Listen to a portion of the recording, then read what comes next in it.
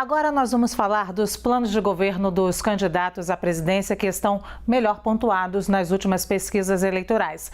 Lembrando que o conteúdo completo, com informações sobre todos os candidatos, você vai encontrar no site da CNN Brasil. A partir de agora, a gente vai mostrar um mapa de palavras indicando os termos com mais repetição nas propostas de Lula, Bolsonaro e Ciro Gomes. São os três primeiros colocados nessa ordem de apresentação, que segue a colocação mais recente dos políticos nas pesquisas.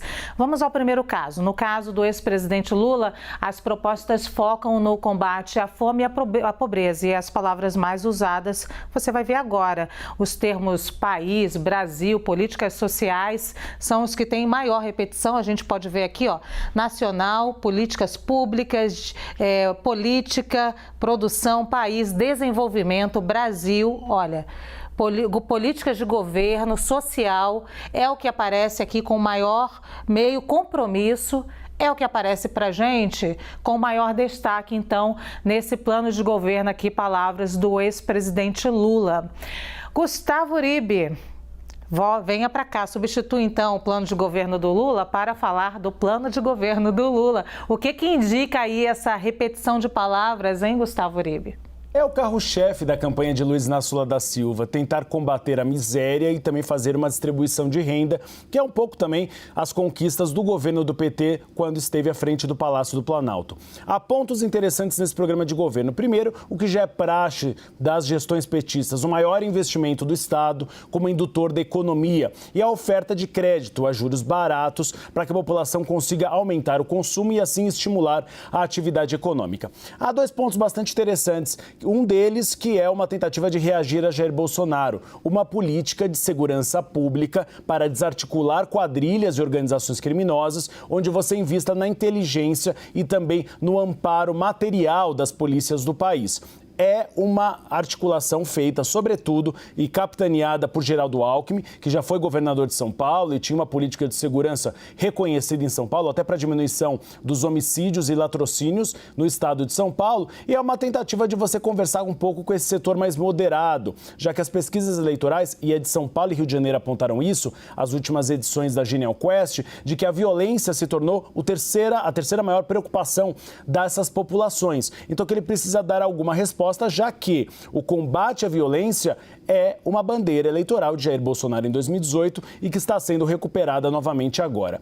E tem a questão econômica das reformas. E aí o mercado financeiro tem ficado de cabelo em pé. Primeiro, acabar com o teto de gastos. É uma linha semelhante a de Jair Bolsonaro. O ministro Paulo Guedes tem dito que pode criar uma espécie de novo marco, com metas para o endividamento público sem ter o teto de gastos. Isso tem preocupado bastante se o governo federal vai ter prioridade para quitar as dívidas públicas, ou pelo menos diminuir a dívida pública, em vez de conseguir aí uma espécie de salvo-conduto para a gastança. Há também uma proposta de aumento real do salário mínimo, que é uma grande preocupação do ex-presidente Lula, e tem o que eles chamam de revogação dos marcos regressivos da atual legislação trabalhista. Isso é um grande problema, porque o PT não tem dado, não tem explicado exatamente o que quer fazer com a reforma trabalhista. A reforma trabalhista trouxe avanços em relação ao home office, por exemplo, em relação às grávidas que trabalham em ambientes insalubres, mas todo mundo reconhece que precisa de avanços porque as questões trabalhistas mudaram. Uma delas é a questão dos entregadores de aplicativo, que acabaram ficando sem muitos direitos. Então, tem horas que o PT fala em revogação, tem horas que ele fala numa reformulação. O programa fala revogar os marcos regressivos. Resta saber que marcos regressivos são esses. Obrigada, Uribe. Vou lá para o Rio de Janeiro agora chamar meu colega Sidney Rezende, o que ele vai dizer para a gente também. O que ele acha? Ficou surpreso, Sidney Rezende, de ver o programa do governo do ex-presidente Lula com essas palavras? Me parecem as mesmas de um presidente que governou durante 8 anos aqui o Brasil, né?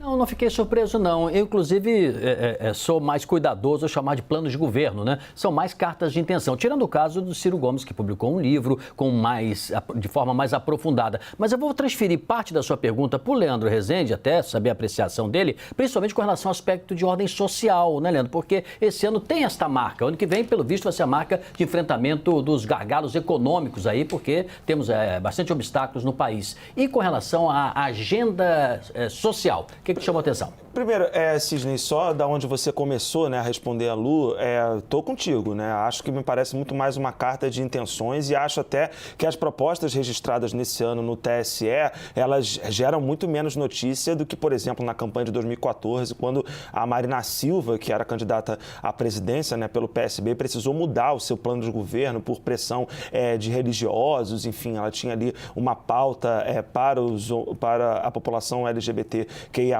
foi pressionada, isso gerou muita repercussão. Me parece que os planos desse ano eles são bem mais conservadores no sentido de não gerar tanto ruído. Não tem nos planos nada muito diferente do que Bolsonaro, Lula e Ciro falaram ao longo de toda a pré-campanha. Não tem nada ali muito diferente disso. Mas no caso do aspecto social, né, do ex-presidente Lula, me chama a atenção que ele não cita o Auxílio Brasil, o programa que foi criado pelo presidente Jair Bolsonaro como substituição ao Bolsa Família, que foi criado durante os governos do PT. Claro, o Lula cita o Bolsa Família. Quando fala ali da necessidade de você ter uma nova política social ampliada, ele cita o programa que se tornou uma marca do seu governo, né, o Bolsa Família, e diz que ele precisa ser renovado e ampliado para ser implementado com urgência e garantir renda compatível com as atuais necessidades da população.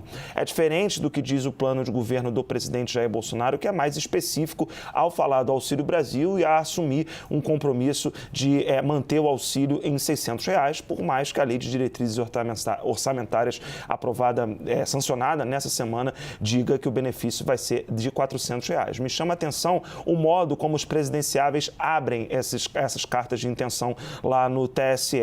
O Lula, daqui a pouco eu falo sobre como o Bolsonaro abre o seu programa de governo, né, registrado no Tribunal Superior Eleitoral, me chama a atenção que o Lula abre falando em esperança, resgatar a esperança na reconstrução e na transformação de um país. É diferente, já antecipando um pouco, do que diz o presidente Jair Bolsonaro, que usa uma parte do seu governo não para falar em resgate da esperança, mas para tentar mostrar as realizações do seu governo. É claro, é diferente porque um está disputando a reeleição e o outro está tentando voltar a um terceiro mandato, mas me chama a atenção a retórica dos dois planos de governo dos principais presidenciáveis. Do Ciro a gente fala daqui a pouco também.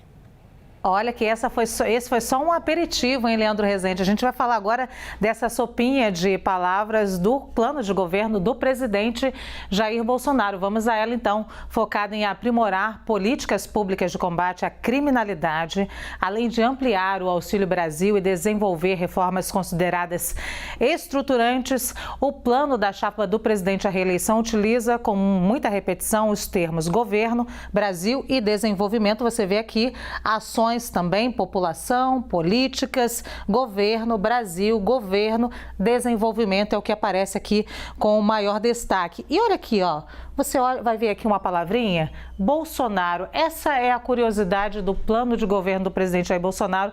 Aparece com muito destaque o termo Bolsonaro, usado muitas vezes no documento. E aí já chamo o Leandro Rezende para cá, porque Leandro Rezende já deu aqui o aperitivo do que seria a minha pergunta. É isso, aparece muitas vezes a palavra Bolsonaro exatamente pelo motivo que você acabou de dizer agora, o quanto o presidente precisa focar agora para a tentativa dessa reeleição, focar nas ações dele mesmo. Pois é, Luciana, e aí já puxando da onde eu estava dizendo, né, o programa de governo do ex-presidente Lula abre falando em resgate da esperança, o do presidente Jair Bolsonaro fala muito em liberdade e em listar o que o governo fez de positivo, tentar registrar ali o que o governo considera positivo para apresentar para a população na busca aí do presidente por um segundo mandato. A gente está vendo aí as palavras mais usadas pelo presidente, né, no seu programa de governo. Eu vou citar do duas, Luciana, que me parecem interessantes da gente destacar. Primeiro, a palavra liberdade aparece 55 vezes no programa de governo do presidente da República. Liberdade é algo, um valor que o presidente mobiliza frequentemente e nessas 55 vezes que aparece, por exemplo, na defesa que o presidente faz da sua política de armamento da população, a liberdade para a população poder comprar armas de fogo, algo que é criticado pelos especialistas e pelas autoridades de segurança pública, a quantidade muito maior de armas que se tem durante o governo do presidente Jair Bolsonaro. Tem um outro ponto que me chama a atenção, é quando o presidente fala em pandemia. A palavra pandemia aparece 36 vezes. É evidente que um eventual primeiro mandato do presidente Jair Bolsonaro já entrou para a história pelo fato de ter sido severamente afetado pela pandemia de Covid-19, que, claro, afetou todos os governos em maior ou menor medida no mundo todo. A palavra pandemia é usada 36 vezes e metade dessas vezes é usada para justificar problemas que o governo do presidente da República teve. Por exemplo, a pandemia de Covid-19 e a guerra na Ucrânia são mobilizadas para explicar, por exemplo, o aumento da pobreza no Brasil. E o programa de governo constrói o texto de uma maneira para mostrar que o aumento da pobreza no país ele não está descolado do restante do mundo. São apresentados uma série de dados para poder inserir o Brasil numa realidade global super afetada pela pandemia de Covid-19. É um documento que traduz muito mais o que pensa o presidente Jair Bolsonaro, até em termos de valores, do que o documento apresentado pelo ex-presidente Lula. Se der para a gente apontar também uma diferença nesse sentido. Traz um pouco de um arrazoado de valores ali que formam o bolsonarismo de um modo menos direto do que o presidente da República frequentemente apresenta, mas me parece um documento que resume um pouco das ideias centrais do presidente ali numa linguagem um pouco diferente da que ele habitualmente usa. Muito bem, depois dos comentários que ouvimos aí do Leandro Rezende, nós vamos convocar o Gustavo Uribe, que está em Brasília, também para ele comentar, porque tem um aspecto de ordem peculiar, né? Se você fala sobre Lula foi presidente durante 2 mandatos, mas depois teve um interregno aí, uma separação, porque ele saiu, veio Dilma Rousseff e depois o presidente Temer. Consequentemente, eu vou perguntar agora para o Uribe se esta proposta que vimos ali na tela, algumas palavras mais saltadas, é muito diferente daquela outra em 2018, portanto, há 4 anos?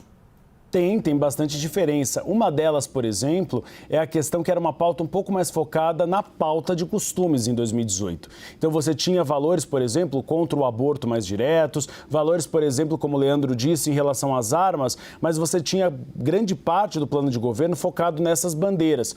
Hoje você já tem um equilíbrio, você tem o Jair Bolsonaro raiz, que defende esses termos, mas também aquele que pretende se transformar Jair Bolsonaro numa figura mais moderada. E aí a gente pode destacar algumas promessas ou acenos que tem mais a cara da equipe, a reeleição de Jair Bolsonaro, do que de fato do presidente. Um deles, o aceno ao eleitorado feminino. Primeiro, políticas de combate ao feminicídio. Segundo, a necessidade de você ter uma representação maior das mulheres no Congresso Nacional. E também políticas de empreendedorismo e geração de emprego para as eleitoras mulheres, que hoje têm maior rejeição ao presidente Jair Bolsonaro do que os eleitores homens. Há também um outro ponto que é um indicativo para a democracia. Apesar de o presidente Jair Bolsonaro ter chamado de cartinhas esses manifestos em defesa da democracia, você tem um aceno de que o Brasil vive um regime democrático e que a democracia seria um valor que o atual governo valoriza. E aí, Sidney e Luciana, você tem alguns acenos e algumas reciclagens de propostas. Por exemplo, o presidente Jair Bolsonaro tinha prometido que no atual mandato ele iria aumentar a faixa de isenção do imposto de renda da pessoa física para até 5 salários mínimos, chegando a quase R$5 mil.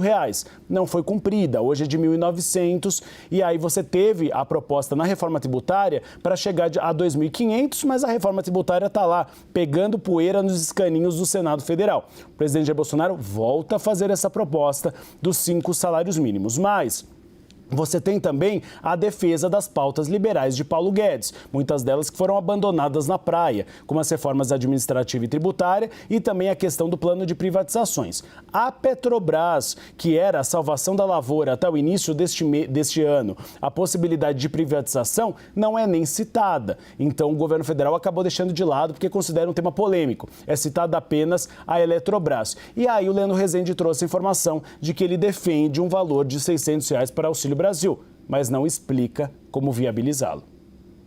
Obrigada, Gustavo Uribe. Vamos então ao terceiro candidato, Ciro Gomes. No caso, uma das frentes é retomar obras de infraestrutura com o objetivo de incentivar o setor privado a investir no país. Ciro Gomes pretende estimular o setor produtivo e acredita que o BNDES pode ser o grande financiador e estruturador de projetos, em destaques as palavras país, desenvolvimento, população, acesso, educação. Você vê aqui, nacional, Brasil aparece bastante forte aqui, população, políticas, pública, desenvolvimento aparece de forma enorme aqui. E Gustavo Uribe, nenhuma novidade. Ciro Gomes, que já foi candidato aí algumas vezes e também já foi ministro da Fazenda, sempre pensou o Brasil desse lado do desenvolvimento e traz propostas realmente diferenciadas algumas vezes. Me lembro muito bem, na campanha passada, Ciro Gomes falar com muita veemência e muitas vezes de perdoar a dívida de quem estava endividado com o SPC Serasa, por exemplo, só para citar um exemplo.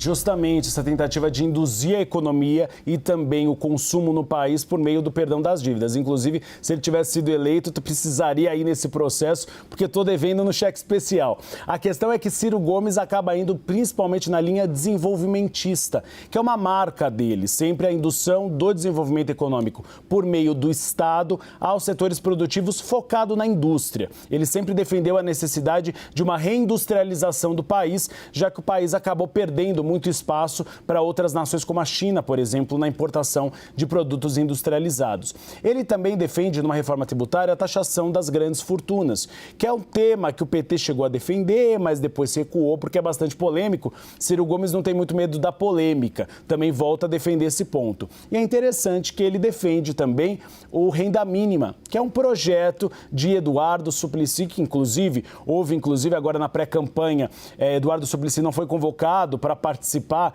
daquele ato de lançamento do programa do PT e ele acaba incorporando essa medida. Ele também tem um ativo importante, que é um apoio nos bastidores de Marina Silva. Ele próprio já indicou que, caso ele seja eleito, provavelmente Marina Silva será a sua ministra do Meio Ambiente. Então, nessa área de meio ambiente, você tem duas candidaturas que tiveram aumentos no desmatamento quando foram presidentes da República. Então, ele tem esse bônus para vender nos debates eleitorais e na campanha de que ele não foi presidente, ou seja, não aumentou o desmatamento e tem um nome que é reconhecido na área. É interessante as observações aí foram dadas agora pelo Gustavo Uribe. Vamos pedir para o Leandro Rezende também entrar nessa conversa, Leandro, porque se tem uma marca permanente sempre do Ciro Gomes, é a parte de economia, na parte financeira, ele se auto-atribui com razão o fato de ter sido ministro da Fazenda, inclusive. Então, alguns partidos até disseram, olha, não dá para gente seguir com você, com esse plano econômico, mas ele manteve. O que você acha, Leandro? O União Brasil foi um desses partidos que foi procurado pelo Ciro Gomes para tentar colocar alguém na sua aliança. Eu ia falar ampliar o seu arco de alianças, mas ele não tem um arco de alianças. Então, Ciro Gomes está indo para mais uma disputa eleitoral dessa vez totalmente sozinho. Nas outras vezes que ele foi candidato a presidente, pelo menos um partido estava junto com Ciro. Dessa vez ele vai sozinho. E uma das dificuldades apontadas pelas pessoas que foram procuradas pelo PDT, pelo Ciro, para poder tentar fazer ali, compor uma aliança, era o fato da visão do Ciro sobre a economia ser muito definitiva e não ampliar muito o que entende, por exemplo, gente que defende uma visão mais liberal da economia. Estou aqui citando o Luciano Bivar, presidente do União Brasil, que foi procurado algumas vezes pelo Carlos Lupe, do PDT, e pelo próprio Ciro. Inclusive, os dois têm uma relação próxima, mas acabou que não deu certo e o União Brasil acabou optando por lançar uma candidatura e não apoiar o Ciro Gomes. Quando a gente olha para o programa do Ciro, são 26 páginas que resumem também um pouco de muita coisa do que o Ciro já falou, inclusive em diversas entrevistas que ele concedeu na campanha de 2018, agora também, né? O Ciro, por exemplo, defendeu uma mudança na política de preços da Petrobras, tem essa questão do programa Renda Mínima, né? Que ele chamou até de programa Eduardo Suplicy, uma alfinetada aí também no PT e no ex-presidente Lula. Eduardo Suplicy é um quadro passado histórico do petismo, mas é um programa do Ciro que me parece um pouco também muito parecido, e aí parecido no sentido com o do presidente Jair Bolsonaro, no sentido de colocar ali uma visão de mundo que já está muito clara, né? Tanto do Ciro como o Bolsonaro, os programas se aproximam nesse sentido, dá até em alguns trechos para ouvir mesmo os dois presidenciáveis falando sobre determinados temas. São 26 páginas com uma defesa de uma reforma tributária ampla e algo que o Ciro já falou também algumas vezes. Eu me lembro, inclusive, de uma entrevista que ele nos concedeu aqui na CNN, que ele falou bastante sobre a sua ideia de taxar as grandes fortunas no país, né? E tem aquilo, né, como acho que foi Luciana que lembrou, Cisne e Luciana, que o Ciro tem de ter um livro, né, feito há algum tempo já, em que ele detalha a sua proposta pelo país, por país, e a militância do Ciro anda com esse livro aí para baixo, para cima, como uma bíblia ali para mostrar o que pensa o Ciro Gomes, que tem dificuldades aí na sua campanha, né, dificuldade de crescimento. De fato, é uma candidatura que está em terceiro lugar há bastante tempo, num patamar praticamente imutável, e sofre ataques variados aí, né, do ex-presidente Lula e do PT nos bastidores, de gente tentando convencer quem vota no Ciro Gomes a já no primeiro turno ir com o ex-presidente Lula. É isso aí, Leandro. E a gente lembra que você pode conferir o programa de governo de todos os outros candidatos no nosso site. Ainda uma observação sobre isso, a gente sempre traz aqui os 4 primeiros candidatos, mas Simone Tebet ainda não divulgou esse plano de governo. Em breve traremos também. Você acompanha todos os outros no nosso site.